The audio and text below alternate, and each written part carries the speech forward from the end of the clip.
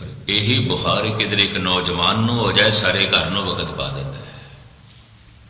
सियाणा दुख ज्यादा महसूस होता है, ज्यादा महसूस होता है। एक बुढ़ा तो थरतली मचा देगा क्योंकि बहुत सियाणा हो गया, बहुत ज्यादा तो दुख ज्यादा प्रतीत होता है। मैं अर्ज करा जिसनों संसार दुख रूप प्रतीत नहीं होता, जे बच्चा है, नादान है, बालक बुद्ध अजे कुछ सियाणा नहीं, ये अचेत है, ये नादान है। तो हुण मैं अर्ज कर दिया एक बच्चा भी जितना दुखी हो सकता है, पशु इतने भी दुखी ने। एक पशु भी जितने दुखी हो सकते हैं, पत्थर उतना भी दुखी रहेंगे। यात्रा के पत्थरों तो शुरू हुई है। कई जन्म सैल गिर करया, ऐ बंदे पता नहीं कितनी मुदना तक तू पत्थर पे रहे हैं। पत्थर किसी वक्त खुलासा गुरु अर्जन देव जी महाराज, गुरु रामदास जी की व्याख्या, कई जन्म सैल गिर करया,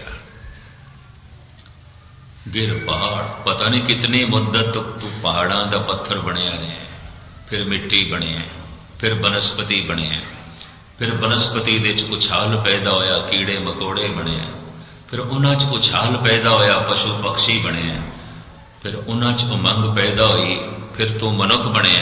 कदी कदी मनुखा च उमंग पैदा हो जाती है, परमात्मा हो जाते, रब बन जाते, ईश्वर का रूप हो जाते हैं, फिर उत्थे पहुंच जाते हैं। तो मैं अर्ज करा जितना पिछे चले जाओ दुख नहीं है, पत्थरों की दुनिया च दुख नहीं है। अगे चले जाएंगे, कीड़े मकोड़े की दुनिया थोड़ा है, इतना नहीं है, थोड़ा है, बहुत मामूली। थोड़ा फिर दुख वध जाता है पंछियों की दुनिया च, पशुओं की दुनिया च, पर इतना नहीं है जितना कि मनुखों की दुनिया च है।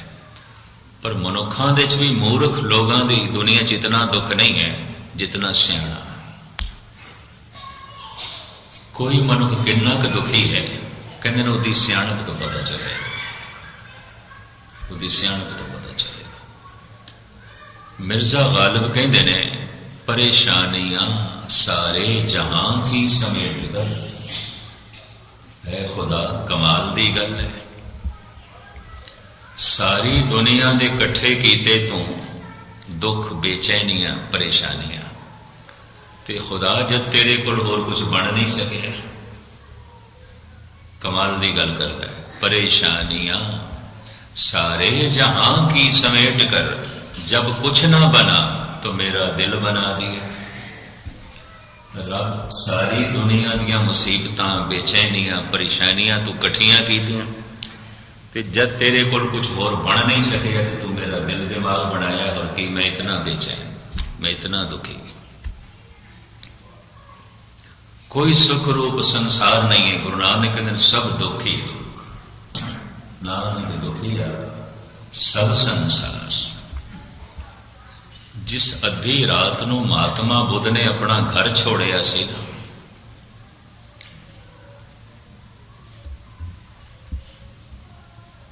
जिहड़ा कोचवान, जिहड़ा सारथी छोड़न आया सी, उहदी उम्र 60 साल सी। महात्मा बुद्ध की उम्र 22-23 साल सी। ये बुढ़ा सारथी महात्मा बुद्ध नूं समझांदा है, सारी जिंदगी लोग पापड़ बेलते हैं, इस तरह के महल नहीं मिलते जो तू छोड़ के जा रहे हैं। सारी जिंदगी लोग खज्जल खुआर होंदे ने, ये धन संपदा नहीं मिलती जो तू छोड़ के जा रहे हैं। कितनिया दी ये चाहत आउंदी है, आज्ञाकारी ते सुंदर पत्नी मिले, तेनों मिली हुई है और तू छोड़ के जा रहे हैं। कई दफा एक सुंदर बालक लई, बच्चे लई, लड़के लई लोग तरसते रह जाते हैं, तेरे घर सुंदर बालक होया है, छोड़ के जा रहे हैं। ऐसा की कुछ है जो तेरे कोल नहीं है, क्यों जा रहे हैं? रोंदा होया समझाता है, ऐसा की है जो तेरे को नहीं है। तो पता है महात्मा बुद्ध ने की किया? चैन नहीं है, सुकून नहीं है, सुख नहीं है। पत्नी है, सुख नहीं है। बच्चा है, सुख नहीं है। सोने सोने महल हैगे ने, सुख नहीं है। मां बाप हैगे ने, सुख नहीं है। पत्नी हैगी है, सुख नहीं है। धन संपदा हैगी है, सुख नहीं है। तेनू उन्हां च सुख दिखाई देंदा, मैनू इन्हां च पांबड़ दिखाई देंदा। मैं की करा? रोंदा होया कदमां ते पैंदा है, उहदे पैरी पैंदा है। देख अपनी जवानी, कहंदा की देखा? मैं बुढ़ियां नूं वेख रहा। देख अपनी सुंदरता, मैं की देखा? मैं करूप लोगां नूं देखदा पिया, बीमारां नूं देखदा पिया। देख अपना ऐशो आराम, की मैं खाक देखा? मैं बिलखदे होए बंदे देखदा पिया। अर्थियां उठ रही ने, लाशां उठ रही ने, जलदे देखदा पिया। सारथी तैनू कुछ होर दिखाई देंदा, मैं की करा? मैनू कुछ होर दिखाई देंदा। देखण देखण दी गल है। बाबर नू दिखाई देंदा है मौजां ही मौजां ने, दुनिया बड़ी रंगीन है, बड़ी रंगीन है। आखिरी मुगल सम्राट बहादुर शाह नू दिखाई देंदा है कुछ भी नहीं, कुछ भी नहीं, कुछ भी नहीं, सिवाय दुखों तो होर कुछ भी नहीं। धन गुरु नानक देव जी महाराज ये बड़ा सोहना नक्शा खिंचते हैं। दुख कियां पंडां खुलियां, सुख नानक से हो। किसी भी बंदे नूं खोल के वेख लो, खोल के देख लो, सिवाय दुख तो होर कुछ भी नहीं है। दुख ही दुख। 12 साल की साधना करके जब परम आनंद की झलक महात्मा बुद्ध नूं मिली ना, तो वापस घर आया। मां ते गुजर चुकी सी, मां नहीं सी। मां छोटे होंदे ही गुजर गई सी।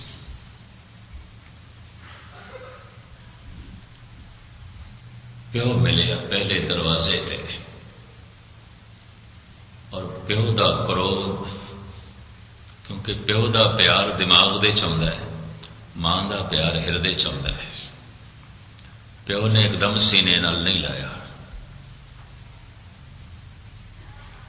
क्योंकि हाथ दे च खप्पर सी भिक्षा मंगण वाला।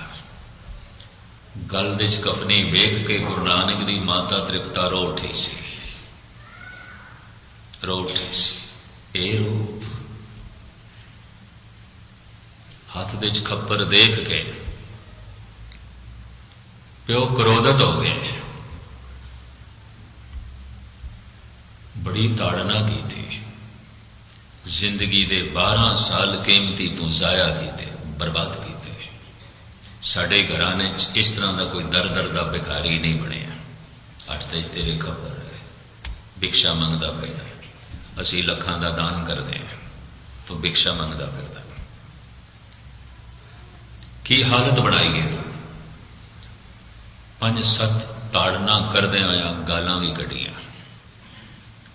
जिवें क्रोध दे च आके पिता कालू ने 2 थप्पड़ भी मार दिते सी।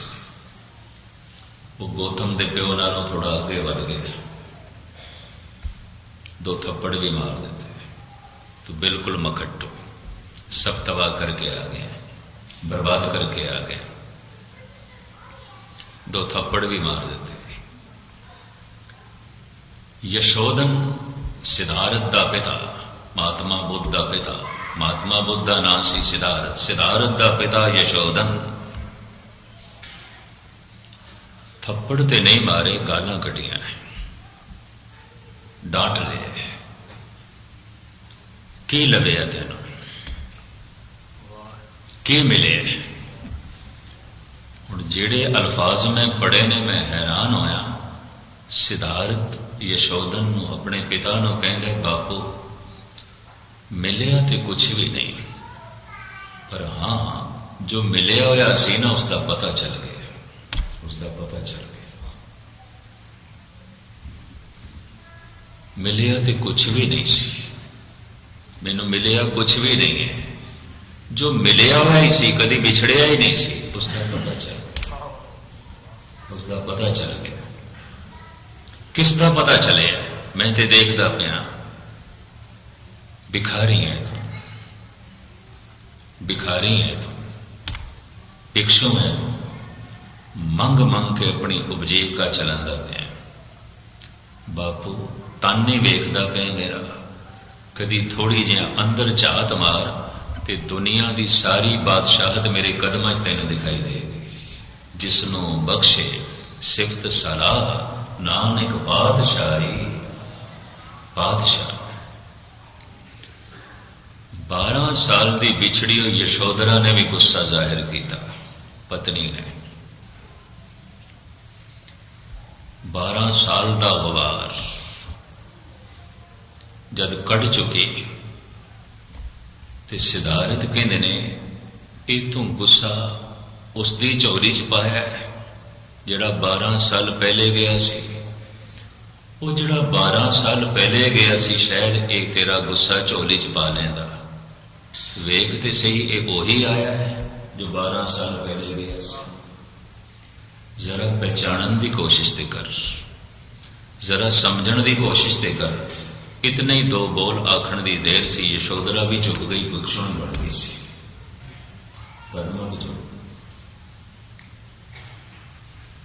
लेकिन रोंदी हुई कहती है इकलौता लड़का इस दे लई की है, इहदी वसीयत तुहाडे कोल की है? आखिर पिता की वसीयत आउंदी है पुत्र लई, इस बच्चे लई की है, इहदी वसीयत की है। तो पता है महात्मा बुद्ध की कहते हैं, यशोधरा हर एक दी वसीयत होई पई है। परमात्मा सब दी दौलत है, सब दी दौलत है। एक सिमरना कोल सी बच्चे नूं पकड़ा दिता, यही मेरी वसीयत है, और कुछ ही नहीं। तो मैं अर्ज करा, जितने चिर तक सारा जगत दुख ना प्रतीत होवे, जीवन दुख ना प्रतीत होवे, परिवार दुख ना प्रतीत होवे, और ये भी समझ आ जाए कम से कम मेरी लोड़ां दी पूर्ति हो सकती है, सुख नहीं मिल सकता। पत्नी तो मेरी लोड़ां दी पूर्ति हो सकती है, सुख नहीं मिल सकता। पति तो मेरी लोड़ां दी पूर्ति हो सकती है, सुख नहीं मिल सकता। मित्रां तो मेरी लोड़ां दी पूर्ति हो सकती है, धन संपदा तो मेरी लोड़ां दी पूर्ति हो सकती है, सुख नहीं मिल सकता। दुख बनिया ही रहेगा। धन मिल गया, दुख बनिया रहेगा, लोड़ां दी पूर्ति हो गई। लड़का हो गया, लड़की हो गई, औलाद मिल गई, लोड़ां दी पूर्ति हो गई, दुख ते बनिया। तो क्या पुत्रां वाले दुखी नहीं ने? ज्यादा दुखी देखे गए। पत्नी मिल गई, पति मिल गया, लोड़ां दी पूर्ति हो गई, पर दुख ते अपनी थां ते बने आया है। कम धंधा मिल गया, रहन नूं सोहना मकान मिल गया, तरह तरह के पदार्थ मिल गए, लोड़ां दी पूर्ति हो गई, दुख ते अपनी थां ते बने आया है। इस तरह जिसनों प्रतीत हो जाए, निराश हो जाता है, उदास हो जाता है। और कवि दिनकर दे ख्याल जिस दिन मैं पढ़े सन, मेरा मन बड़ा प्रभावित होया। मैं कहा इस तरह की सोचने वाले मनुख भी मौजूद है। वो कहता जी सकता है मनुख 40 दिन रोटी तो बिना, जी सकता है मनुख पानी तो बिना 3 दिन, जी सकता है श्वासां तो बिना भी 8 मिनट, नहीं जी सकता 1 सेकंड भी मनुख आस तो बिना, आसा तो बिना, इच्छा तो बिना, कामनावां तो बिना। आशा जलाई जा रही है, आशा। अज सुख नहीं मिलेगा, कल मिलेगा, आशा कल ते ले लेंगे। अज कामना पूरी नहीं हुई, कल पूरी होगी। पर अगर आप दी पकड़ दे च गल आवे तो मैं अर्ज करा, ख्वाहिशां कदी किसी दियां नहीं पूरी होंदियां ही नहीं। ये ख्वाहिशां दा सुभाव ही नहीं है कि पूरियां हो। ये ख्वाहिशां दी फितरत ही नहीं है कि पूरियां होन। क्यों? एक पूरी आउंदी है 10 नूं जन्म दे जाती है। कित्थे पूरियां होईयां? फिर पहले नालों भी वध गईयां, पहले नालों भी बहुत वध गईयां, अथाह वध गईयां। तो संक्षेप विच अर्ज करा, आशा कल ते लै जाती है। इस वास्ते सारे ही धर्म कहते हैं आशा का त्याग। ਹੋਏ ਨਿਰਾਸ ਜਮਾਓ ਕਰਕੇ ਮਹਾਰਾਜ ਕਹਿੰਦੇ ਨੇ, ਇਹੋ ਮਨ ਈਟੀ ਹਾਥ ਕਰੋ ਪੁਨ ਨੇਤਰੋ ਨੀਂਦ ਨਾ ਆਵੇ, ਰਸਨਾ ਨਾਮ ਜਪੋ ਤਬ ਮਥੀਏ ਇਨ ਬਿਦ ਅੰਮ੍ਰਿਤ ਪਾਓ। ਪਰ ਇਹ ਸਭ ਕੁਝ ਕਿਸ ਤਰ੍ਹਾਂ ਕਰੋ? ਬਾਂਡਾ ਧੋਏ ਬੈਸ ਦੂਪ ਦਿਓ, ਤੋ ਦੂਦੇ ਕੋ ਜਾਓ, दूध कर्म पुन सुरत समायन होए निराश जमा। सारे कर्म करें पर आशा कुछ भी नहीं, निराश निराश। कर्म करें, कर्म नाल आस ना जोड़े, कर्म करत होवे ने कर्म, वाहिगुरु वाहिगुरु जपे, आस ना जोड़ी मैनू सुख मिले, ना जोड़ी। गुरुद्वारे जरूर आवी चाहत करके, उमंग करके, प्यार करके, आशा ना जोड़े। बाणी जरूर पढ़ी तू कीर्तन जरूर करी, कीर्तन जरूर कर सुनी, आशा ना जोड़ी। काहू फल की इच्छा नहीं बाछे, केवल भगत कीर्तन संग राछे। बड़ी औखी गल है। इच्छा ही ते गुरुद्वारे ले आई है, इच्छा ही पाठ रखवांदी है, इच्छा ही साडे कोल लंगर करवांदी है, इच्छा ही दान पुण्य करांदी है। काहू फल की इच्छा नहीं बाचे, केवल भगत कीर्तन संग राचे। कीर्तन सुन, बस सुनन लई कीर्तन सुन, पाठ कर करन लई पाठ कर। गुरुद्वारे आ गुरु लई गुरुद्वारे आ, छड़ इच्छा नो, छड़ आशा। आशा मनसा सगल ते आ गए। आशा अज ते पूरी होनी नहीं तो आशा कल दे चले जाएगी, अज कीर्तन ही नहीं सुन देगी।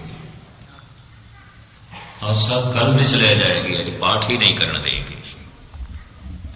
आशा कल दे चले जाएगी, मजाले सेवा करन देवे, कल दे मनुख जीवे, आने वाले कल दे। आशा ते कल दे चले जाएगी। इस वास्ते जोर लाते ने महापुरुष आस का त्याग। आशा मनसा सगल ते आ गए। ये मैं बुनियादी गल्लां रख रहा, ये फोके लालच नहीं।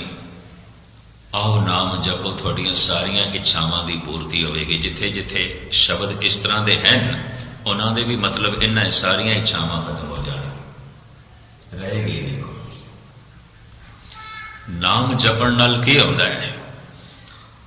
कुछ बहुत निर्मल कामना है, परम आनंद दी, नाम दी, प्रभु दी पूरी हो जाती है। सारियां ख्वाहिशावां मिट जांदियां, बाकी रहिंदी नहीं कोई, रहिंदी नहीं कोई। नाम दा ये फल है।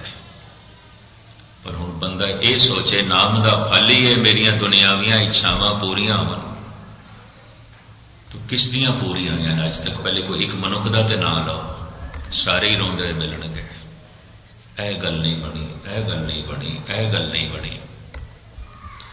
संसार दा सारा इतिहास रोंदे पिटदियां दा इतिहास।